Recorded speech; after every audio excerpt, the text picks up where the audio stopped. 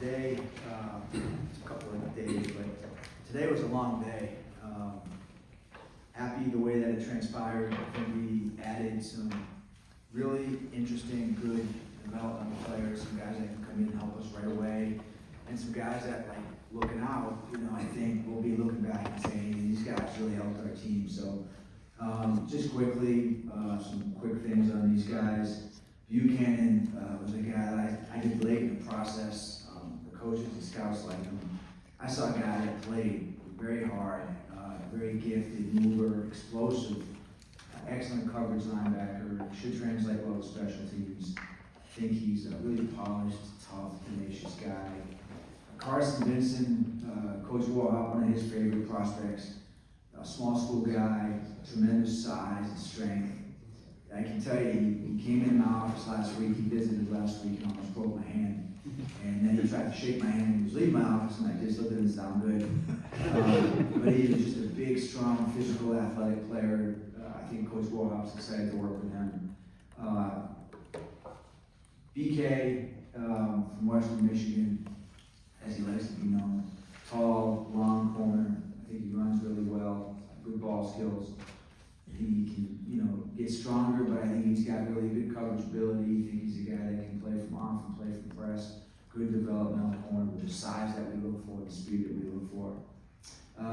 Tyler Luke, the kicker, I told you guys that we would consider drafting the kicker if the right one was there. And this was a guy that, for the last, 3 weeks, Randy Brown, our kicking coach, has been out canvassing the country, looking at kickers and evaluating guys. And I gotta be honest, it's kind of nice having him out of the office for an extended period of time. But I think Randy does a phenomenal job evaluating these kickers. And he came back and he said, really, Eric was one guy that I really covered, and it's Luke.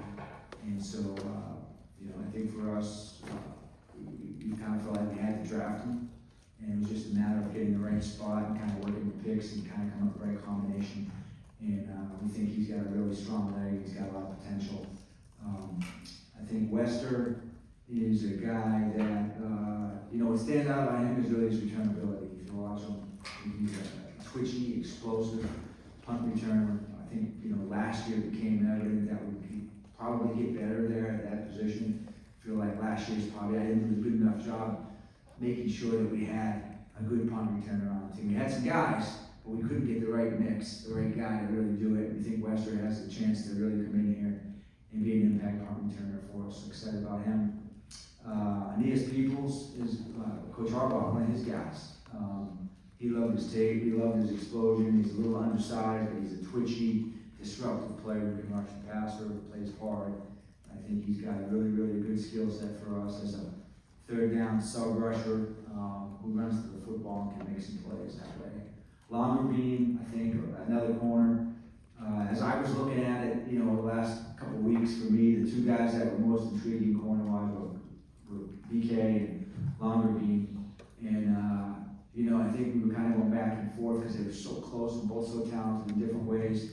And I think our goal was to get one of those two guys, and as we got to the end of the draft, Longerbeam was still there. It was like a no-brainer for us to take him. He's just a really, really quick-footed, good corner who can play off coverage. He supports the run. He plays bigger than his size, and he's got tremendous speed. One thing we know here in Baltimore is you can never have enough corners. We think now we have a really, really good mix of veteran corners and also younger developmental guys who can help us get better. And then the final guy is Garrett Dellinger, another offensive lineman from LSU. We watched him this year at the Senior Bowl. He's a talented athlete, a big, wide-body guy, a true guard. He's physical, he's tough, and he's a smart player. Incidentally, born in the state of Maryland, so that was kind of cool. A guy that we're excited about. We think he has traits, and we like the way he plays. Questions? Okay. Eric, it seemed like it was a very heavy defensive draft, how you got, especially early on.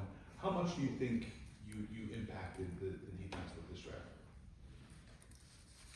Well, I think, we went into it, thinking maybe that we would allocate some resources to that side of the football. I think it's very cyclical. Some years we spend most of our picks on offense, some years more so on defense, some years we're balanced. I think early on this year we did spend some picks on defense. I think we got some great football players. important positions. You know, guys that can make plays on the football, guys who can get to the quarterback. You know, I think that's great. And probably the one thing we couldn't do is get that big, wide body type guy. And I think, you know, that's something that we'll assess and address after the draft. And, you know, we're already starting to talk about that. So we're aware of that, but I think the guys we took can really impact the defense for sure. We're excited about them. You mean like a backup nose type to make up for Michael Pierce's? Yeah, just a big, you know, first and second down run stuffing type of guy. Probably have a place for a guy like that. We had a couple guys late that got picked in the late draft that we were targeting potentially, and they got picked. But I think we do have some options, you know, with street free agents and different things that we will have an opportunity to address that in some way. Eric, with the selection of a kicker, I mean, is the expectation that he would come in and compete with Justin? Is the expectation that he would come in and be the kicker? Is it too early to say? What's your thinking on that? Yeah, I think he's a really talented player, and I think that, you know, right now they're both on the roster, and, you know, there's a situation for us where we're just trying to find the best football players. So we're excited to see what he can do. I've actually never met, you know, Tyler. I'm looking forward to that. He'll be here next week, get a chance to see his leg, and that will help us address, you know, what our decision making is going to be moving forward. Eric, do you guys get periodic updates on the league's investigation into Tucker? And have you gotten any ballpark idea of when it might be concluded? You know, June, training camp? Any updates on that? Yeah, and so I'm not a part of that loop, so to speak. You know, I do get some updates from Sashi periodically. Haven't gotten anything recently, and we're not really under any, you know, idea when that timeline's going to be. We're just kind of waiting. So Eric, you don't feel drafting a kicker, what does that do to impact, you know, Justin's roster spot at all? Now, I haven't really thought about that at this point. I just thought he was a really talented player, and it made sense for us to do that for a lot of different reasons. You know, I mean, we told you guys multiple times this spring that we would look at kickers, and so for us, it's like any other position this year. We evaluated all these guys, we felt like he was draftable, we felt like he was the best kicker, and it made sense for us to take him. Did the Patriots decision force you guys to make your move when you did, or was it all planned when you had? You know, that's a good question, Jerry. I think it certainly, you know, it's like this with every position, right? So you have a player that maybe you like, and, you know, you certainly where it runs. And we see that all the time, and, you know, it's something that we're very attuned to, and that's really a thing. It's like momentum in sports, right? There's a run, and so, you know, we had sort of targeted if we were going to take this guy. He was going to be somewhere probably on the third day of the draft and probably in one of the later rounds. But when you see sort of the toothpaste open up, you know, you have to be aware that, hey, this could start a run. And, you know, we've seen it with other positions. We saw it last year with offensive linemen in the second round. You know, we saw it a few years ago when we drafted Jordan Stout, the punters. So it does happen, aware of that. I wouldn't say necessarily like increase the urgency for us necessarily, but it was definitely like, okay, this is the time we probably have to go ahead and do it. John, you have a close relationship with Justin. Is he someone you talk to, give him a heads up that you're planning on drafting a kicker, or do you think he's been around a long time and he understands that's part of the business? Right, both. You know, I don't think we would have to, but we had talked to him. He was in this week, kicking and working out, so we had conversations, and he already understood. He knew the situation, and you guys knew he had seen all those kind of quotes too, so he knew that was a possibility. John, what kind of stood out to you? You've been around a few kickers. What stood out to you in looking at what you saw from Tyler?